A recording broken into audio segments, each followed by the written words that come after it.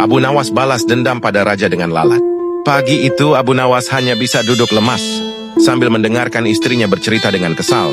Beberapa pekerja kerajaan datang dan membongkar rumah mereka. Tanpa izin mereka menggali tanah hingga berantakan.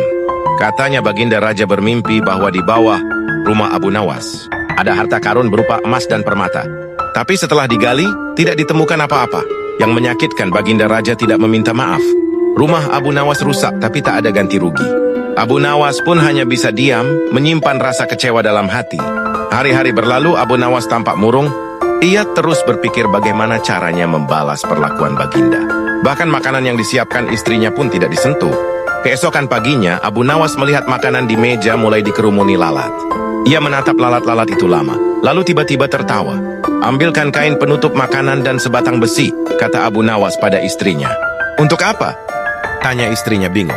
"Aku akan membalas baginda raja," jawab Abu Nawas penuh semangat dengan langkah percaya diri.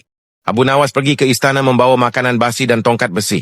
Di hadapan raja ia membungkuk dan berkata, "Ampun tuanku, hamba datang untuk mengadukan tamu-tamu tak diundang yang masuk rumah hamba dan memakan makanan tanpa izin."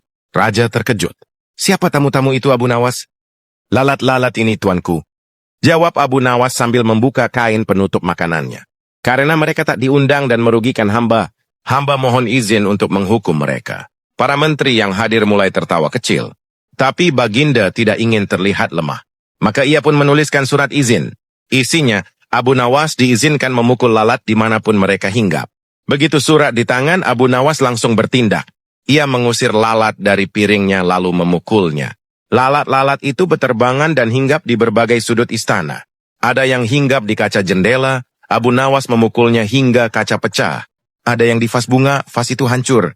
Ada yang di patung hias, patung pun remuk. Bahkan ada lalat hinggap di tempayan kesayangan baginda raja. Tanpa ragu, Abu Nawas memukulnya juga. Baginda hanya bisa mematung.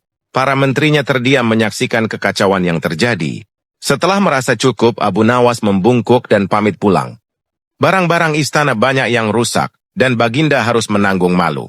Sejak saat itu, baginda sadar bahwa memperlakukan orang lain dengan semena-mena bisa berbalik menjadi bencana. Terutama jika orang itu adalah Abu Nawas, si cerdik yang tak pernah kehabisan akal. Abu Nawas pulang dengan hati lega. Ia tahu, istrinya pasti sudah menunggu untuk mendengarkan cerita kemenangannya hari ini.